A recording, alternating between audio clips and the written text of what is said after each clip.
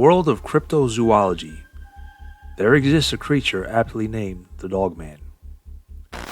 Dogmen superficially resemble werewolves, but there's a clear difference between these monsters.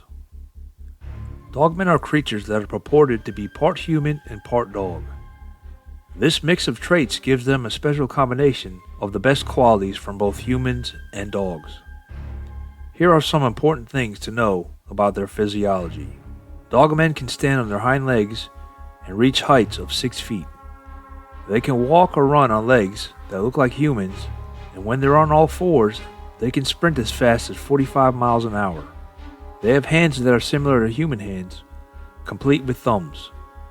These hands make it easier for them to do things with their fingers, like grabbing or holding objects. Their coats are shaggy and come in brown or a mix of black, brown, and tan colors. These coats help them to keep warm and protected. Dogmen have excellent night vision, allowing them to see well in the dark. They are also skilled at tracking prey, even better than bloodhounds or basset hounds. But do they really exist?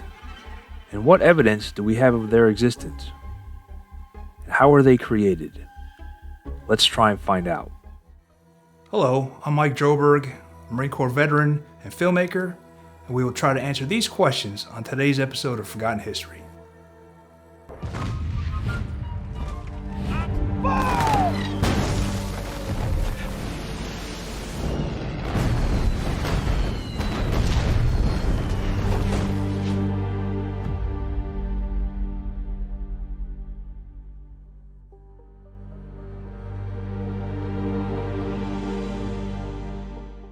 An unknown figure walking around a perimeter fence at the Amarillo Zoo. The creature is wolf-like, I guess. It was spotted at around 1 a.m. in May 21st. Apparently there was no sign of entry into the zoo. No animals or people were harmed. The city is now encouraging people to submit ideas for what they think it might be, saying, quote, "We just want the Amarillo community to have fun with this." No.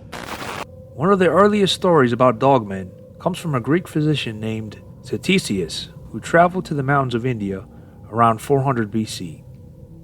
He wrote about a tribe of people with dog-like heads wearing animal skins who couldn't speak but communicated by barking. These creatures had tails like dogs but longer and hairier, and they were said to live longer, up to 170 or even 200 years of age. Over the years, more stories emerged. Alexander the Great claimed to have fought them in India. Herodotus saw them in Libya, and the Roman scholar Pliny the Elder mentioned them in his book Natural History. A Chinese Buddhist missionary even spotted them on an island to the east of Fusang. Even the famous explorer Marco Polo wrote about people with dog-like heads. Some believe that Saint Christopher, a figure in the Christian faith, was a dogman who wished to become human and eventually got his wish. According to the medieval Irish Passion of Saint Christopher, this Christopher was one of the dogheads, a race that had the heads of dogs and ate human flesh. It was commonly accepted at the time that there were several types of races, the cynocephalous, or dog-headed people, being one of many people believed to populate the world. The German bishop and pope, Walter of Speyer, portrayed St. Christopher as a giant of the cynocephalic species in the land of Chananians, who ate human flesh and barked. Eventually, Christopher met the Christ child, regretted his former behavior, and received baptism.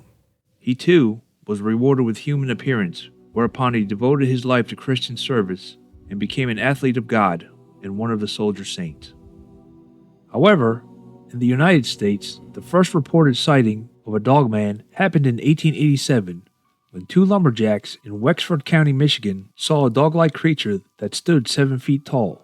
It had blue eyes, walked on 2 legs, and had the body of a man, but a terrifying howl like a human scream. In 1937 in Paris, Michigan, a man named Robert Fortney was attacked by 5 wild dogs, one of which he claimed to have walked on 2 legs. Similar reports of these creatures came from Allegan County in the 1950s and from Manistee and Cross Village in 1967. According to legends, the Michigan Dogman appears every 10 years, with sightings happening in years that end with certain numbers. People have reported seeing this creature in various parts of Michigan, mainly in the northwestern part of the Lower Peninsula. In her book, The Beast of Bray Road, Linda S. Godfrey talks about the sighting of a creature in Manistee and connects them to a similar creature spotted in Wisconsin called the Beast of Bray Road. This creature got its name from the rural farm road where it was seen in the 1980s and 90s. A local newspaper, the Walworth County Week, sent reporter Linda Godfrey to cover the story. At first, she was skeptical, but she later became convinced that many of the witnesses were sincere. Some people claimed the beast scratched their vehicles, leaving long marks on the doors and trunks. One person even said she hit something on Bray Road, and when she got out to check, a large wolf-like creature with red eyes chased her back to her car, leaving claw marks on the door.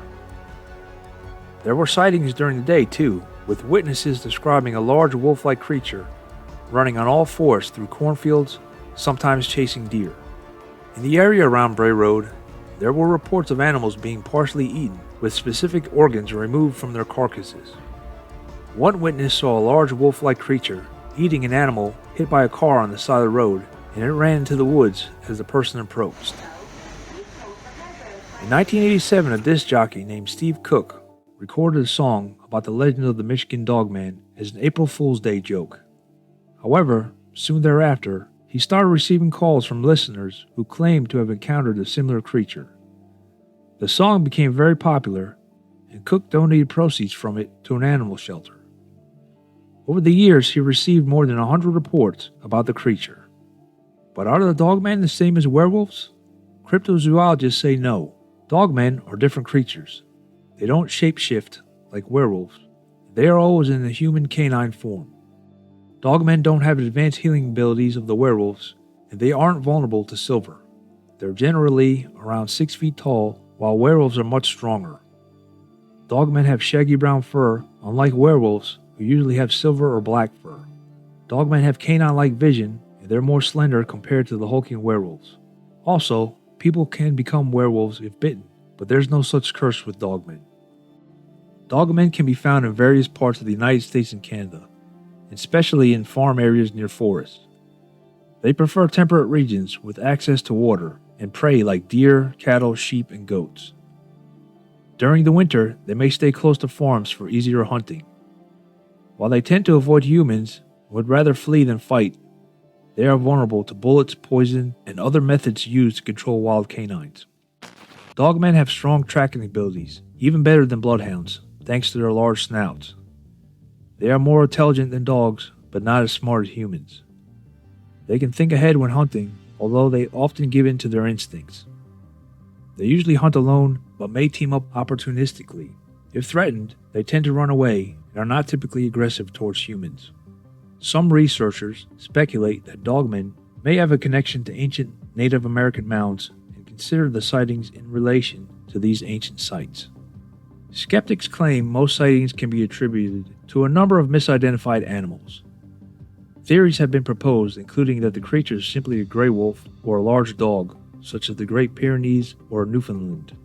It is also possible that hoaxes and mass hysteria have caused some falsehoods and sightings of normal creatures to be artificially placed under the same label. Others have theorized that the creature may be an American black bear suffering from mange.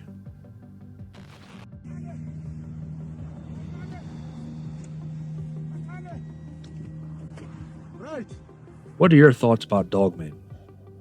Have you ever seen one? Let us know in the comments below. Thank you for watching Forgotten History. Please like, share, and subscribe. If you have any comments or show ideas, we'd love to hear from you. Thanks again.